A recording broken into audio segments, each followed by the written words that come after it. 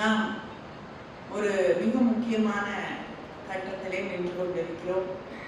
தேர்தலுக்கு இன்னும் விரல் விட்டு எண்ணக்கூடிய அளவிற்கான மாதங்கள் தான் இருக்கிறது என்பதை நாம் நினைவில் வைத்துக் கொண்டு நம்முடைய செயல்பாடுகளை வடிவமைத்துக் கொள்ளக்கூடிய அந்த காலகட்டத்திலே நாம் இருந்திருக்கிறோம்.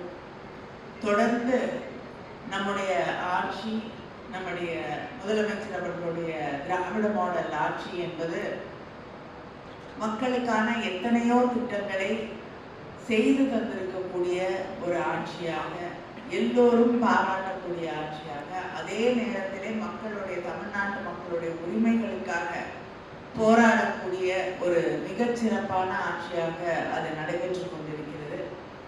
ஆனால் திராவிட முன்னேற்ற கழகத்தை பொறுத்தவரை நமக்கு இருக்கக்கூடிய ஒரே ஒரு குறைபாடு என்னவென்று சொன்னால், மற்ற மாநிலங்கள் எல்லாம் நாங்கள் போகும் பொழுது அங்கே இருக்கக்கூடிய மக்களோடு பேசும் பொழுது அவர்களுடைய அந்த மாநிலத்திலே இருக்கக்கூடிய ஆட்சியில் இருக்கக்கூடியவர்கள் செய்திருக்கக்கூடிய சாதனைகளை, மக்களுக்கான திட்டங்களை தொடர்ந்து மறுபடியும் மறுபடியும் மறுபடியும் நினைவுபடுத்தி அதை மக்கள் மனதிலே ஆழமாக பதிய வைத்து விடுகிறார்கள்.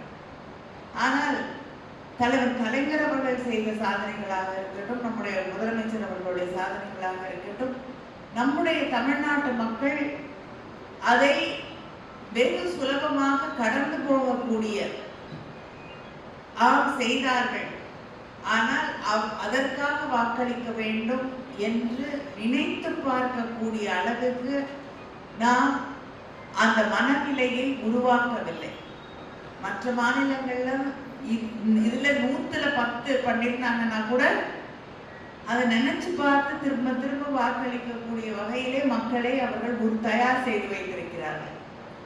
ஆனால் நாம் ஒவ்வொரு நாளும் மக்களுக்கான பணிகளை செய்து கொண்டிருக்கிறோம். தலைவர் கலைஞருடைய எத்தனையோ திட்டங்கள் மிகப்பெரிய தொலைநோக்குடைய திட்டங்களாக இன்னைக்கு தமிழ்நாடு இந்த அளவுக்கு ஒரு முன்னேறிய மாநிலமாக இத்தனை இளைஞர்கள், இளம் பெண்கள் பட்டதாரிகளாக இருக்கிறார்கள் என்றால் அது தலைவர் கலைஞர் அவர்களுடைய தொலைநோக்கு திட்டங்கள். விவசாயிகள் இன்னைக்கும் விவசாயத்தில் இருக்கிறார்கள் என்றால், விவசாயிகளாக அவர்கள் வாழ்க்கையை சிறப்பாக நடத்த முடிகிறது என்றால் அது தலைவர் கொண்டு வந்த அந்த இலவச மின்சார திட்டம்.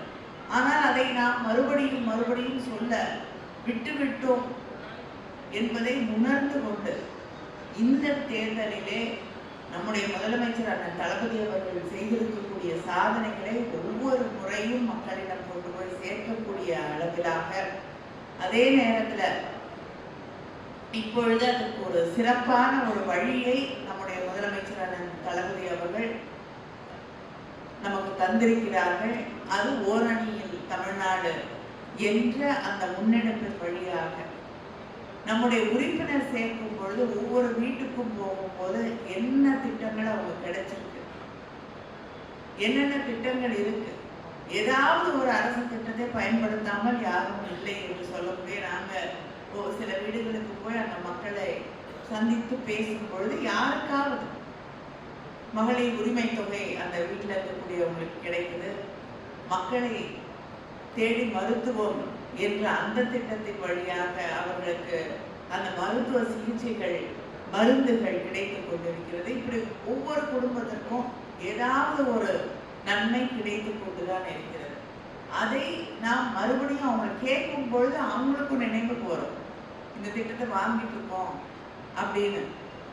அதனால அதை நினைவுபடுத்தக்கூடிய வகையிலே நம்ம என்னென்ன பிரச்சனைகளை எதிர்கொள்கிறோம். ஒரு கேள்வி இருக்கு, நீங்க கேட்கும் பொழுது, உறுப்பினர் சேர்க்கும் பொழுது இத்தனை பிரச்சனை, நீட்டு, புதிய கல்விக் கொள்கை, நம்முடைய தொகுதி மறு வரையறை, இதெல்லாம் சமாளித்து, நிதி நெருக்கடி, இதையெல்லாம் சமாளித்து ஒருத்தர் ஆட்சி செய்ய வேண்டும் என்றால் நம்முடைய முதலமைச்சர் போல ஒரு அனுபவம் மிக்கவர் அதற்கு தேவை.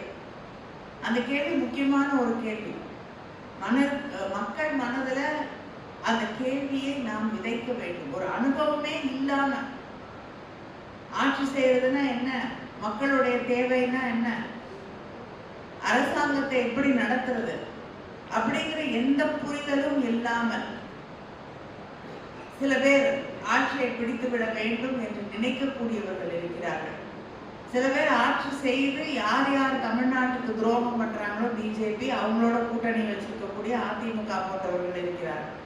அதனால இது ரெண்டுமே மக்களுக்கு எந்த பயனையும் தராது. மக்களுக்கான ஒரு ஆட்சியை நடத்துவது நம்முடைய முதலமைச்சர் அப்படிங்கிற அந்த எண்ணத்தை நீங்கள் பதிய வைக்க வேண்டும். அது மிக நான் பெருமையோடு சொல்லிக் கொள்கிறேன்.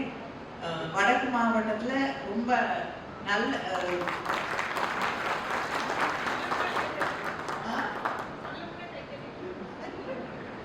சிறப்பாக இந்த ஓரணியில் தமிழ்நாடு அப்படிங்கறத முன்னெடுத்து செல்கிறோம்.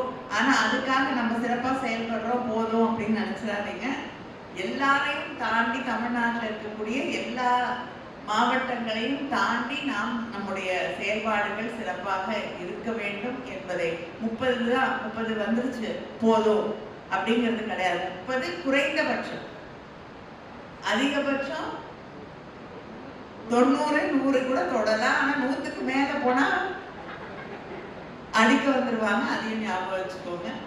அதனால நம்மால் எத்தனை உறுப்பினர்களை உண்மையாக சேர்க்க முடியுமோ அதை நாம் சேர்த்து நமக்கு ஒரு பெருமையை நம்முடைய முதலமைச்சர் அவர்களிடமிருந்து நாம் தேடிக்கொள்ள வேண்டும் என்ற அந்த எண்ணத்தோடு நீங்கள் செயல்பட வேண்டும். அது தாண்டி மிக முக்கியமான ஒண்ணு, இன்னைக்கு விரைவில் நம்ம முதலமைச்சர் அவர்கள் அண்ணன் தளபதி அவர்கள் திறந்து இந்த கேம்ப்ஸ், எல்லா இடங்களிலும் முகாம்கள், மக்களுக்கான திட்டங்களை அங்கேயே அந்த முகாம்களிலேயே செய்து தருவதற்காக, அது மகளிர் உரிமை தொகையாக இருக்கட்டும், இல்லைன்னா பட்டா மாற்றுறதாக இருக்கட்டும், அங்கங்க இருக்கக்கூடிய சில பிரச்சனைகளை சரி செய்து தருவதாக இருக்கட்டும். அமைச்சர் பேசும்பொழுது சொன்னது போல எது சாத்தியப்படும் என்று உங்களுக்கே தெரியும். ஒரே நாள்ல ஒரு மிகப்பெரிய ஸ்கீமை கொண்டு வந்து பண்ணா நல்லா இருக்கும்னு சொன்னா நிச்சயமா தேர்தலுக்குள் செய்வதற்கான வாய்ப்புகள் இல்லை. எதையெல்லாம் செய்ய முடியும், யாருக்கெல்லாம் நியாயமா அந்த மகளிர் உரிமை தொகையை நாம் வாங்கி கொடுக்க முடியும். சில பேருக்கு ரொம்ப வசதியா இருப்பாங்க, நல்லா இருப்பாங்க, ஆனா எனக்கு கொடுக்கலன்னு அதனால கூட்டிட்டு வந்தா நிச்சயமா கிடைக்கிறதுக்கு வாய்ப்பு இல்லை. அதை புரிந்து கொண்டு நாம் யார் யாருக்கு கிடைக்கவில்லையோ அவர்களுக்கு பெற்று தருவதற்கான முயற்சிகளை இந்த முகாம்களிலே நீங்கள் செய்ய வேண்டும்.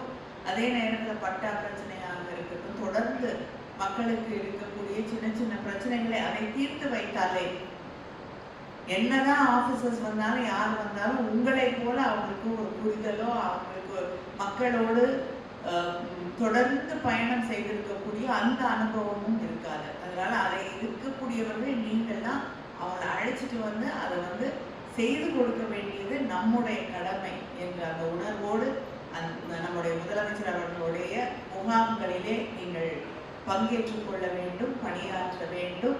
அதை எப்படி அதை செஞ்சா செய்து தர முடியுமோ அதற்கான வழிவகைகளையும் நீங்கள் புரிந்து கொண்டு அந்த பரிந்துரைகளை மேற்கொள்ள வேண்டும் என்று உங்களை எல்லாம் கேட்டுக்கொள்கிறேன். தேர்தல் நெருங்கிவிட்டது என்ற அந்த உணர்வோடு நம்முடைய பயணத்தை தொடங்க வேண்டும். இந்த வாக்காளர் பட்டியலை சரி பார்க்கிறது மிக மிக மிக மிக மிக முக்கியமான ஒன்று என்பதை நாம் புரிந்து கொள்ள வேண்டும். ஏன்னா இந்த தேர்தலில் பிஜேபி அதிமுக கூட்டணி இருக்கிறது. உங்களுக்கு தெரியும், பாஜக ஒவ்வொரு மாநிலத்திலையும் என்னென்ன குளறுபடிகளை வாக்காளர் பட்டியலில் செய்கிறாங்கன்னு, இப்போ பீகாரில் கூட ரிவ்யூன்னு சொல்லி அங்கேயும் பல குழப்பங்களை அவங்க ஏற்படுத்திட்டு இருக்காங்க. அதனால நம்ம இத்தனை பேர் இருக்கோம், வாக்காளர் பட்டியலில் எந்த தவறும் நடந்து விடாமல் பாதுகாப்பது நம்முடைய கடமை. அதுதான் வெற்றிக்கான முதல் படி என்பதை புரிந்து கொண்டு நாம் பணியாற்ற வேண்டும். மிக்க நன்றி, வணக்கம்.